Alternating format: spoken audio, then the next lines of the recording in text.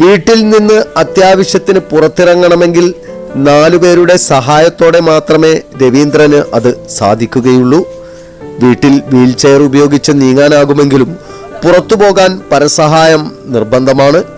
കണ്ണിപ്പറമ്പ് പുതുവാപ്പറമ്പത്ത് കണ്ടി രവീന്ദ്രൻ നടുതളർന്ന് 15 വർഷത്തോളമായി വീൽചെയറിന്റെ സഹായത്തോടെ കഴിയുന്നു. കൂലിപ്പണിക്കാരനായ രവീന്ദ്രൻ 2011 ശരീരത്തിൽ മരക്കൊമ്പ് വീണതിനെ തുടർന്ന് നടുതളർന്ന് കിടപ്പിലായതാണ്.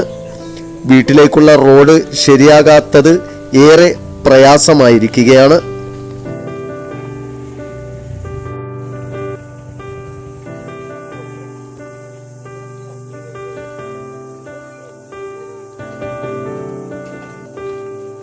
ഇലക്ഷന് കണ്ണിപ്പറമ്പ് നവരഞ്ജിനി അംഗനവാടിയിലേക്ക് വോട്ട് ചെയ്യാൻ തന്റെ സുഹൃത്തുക്കൾ വന്ന് കൊണ്ടുപോവുകയായിരുന്നു.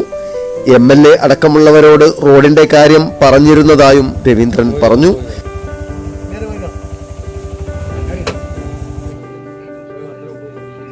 എനിക്ക് പരിക്ക് പറ്റിയിട്ട് 5 കൊല്ലമായി. അപ്പോൾ ഇത്രയും വർഷമായിട്ട് പഞ്ചായത്തിലും അതേപോലെ തന്നെ സ്ഥലം MLAക്കും അതേപോലെ പിന്നെ നവകേരള സദസ്സിൽ മുഖ്യമന്ത്രിക്ക് നേരിട്ടും നമ്മൾ അപേക്ഷ കൊടുത്തിട്ടുണ്ടായിരുന്നു. ഇതുവരെ ഈ റോഡിന് ഒരു മാറ്റം വന്നിട്ടില്ല. അതൊരു ബുദ്ധിമുട്ട് വല്ലാതെ സഹിക്കുന്നുണ്ട്. അപ്പം പിന്നെ നട്ടലിന് പരിക്ക് പറ്റിയിട്ട് അരയ്ക്ക് താഴെ ചലനശേഷി ഇല്ലാത്തൊരവസ്ഥയിലാണ് ഞാനിപ്പോൾ. ഈ സമയത്ത് ഞാൻ പെട്ടെന്ന് എന്തെങ്കിലും ബുദ്ധിമുട്ട് വരുന്ന സമയത്ത് ഇതേമാതിരി 3-4 ആളുകളെ സഹായത്തോടു കൂടി ആണ് താഴത്ത് റോഡുകളിലേക്ക് എന്നെ എത്തിക്കുന്നത്. രാത്രിയൊക്കെ ബുദ്ധിമുട്ട് വന്നാൽ വളരെയേറെ കഷ്ടപ്പാടാണ്. വഴി ഇല്ല, വെളിച്ചമില്ലാത്തൊരവസ്ഥയിൽ നിൽക്കുന്നത് കൊണ്ട്. വീൽചെയറിൽ നിന്ന് ഓട്ടോയിലേക്ക് നേരിട്ട് കയറാൻ പറ്റുന്ന രീതിയിൽ റോഡ് ആയി കിട്ടാൻ പ്രതീക്ഷയോടെ കാത്തിരിക്കുകയാണ് രവീന്ദ്രൻ.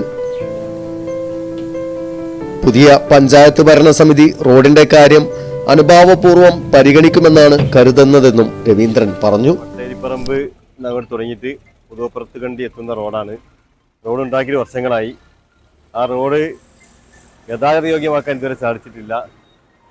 പിന്നെ പുതുവപ്പുറത്ത് കണ്ടി രവീന്ദ്രേട്ടൻ നട്ടലിന് ക്ഷതമേറ്റുകൊണ്ട് പുറത്തേക്ക് ഇറങ്ങാൻ പറ്റാതെ വീട്ടിൽ വീൽചെയറിൽ കഴിയുന്ന ഒരു വ്യക്തിയാണ്.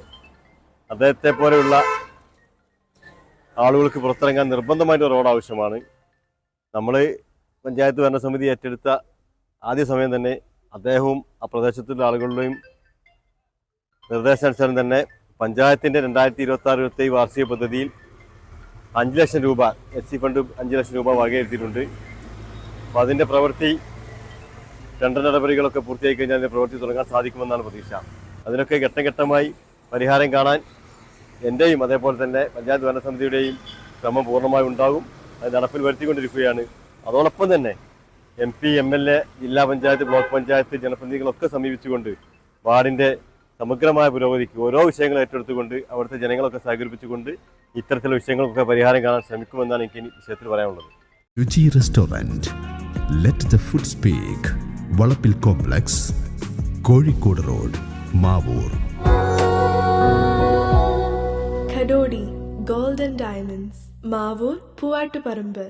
കൂടുതൽ വാർത്തകൾ ലഭിക്കാൻ sport media YouTube channel subscribe ചെയ്യുക. വാട്സാപ്പിൽ ലഭിക്കാൻ സ്പോർട് മീഡിയ ഗ്രൂപ്പിൽ ജോയിൻ ചെയ്യുക.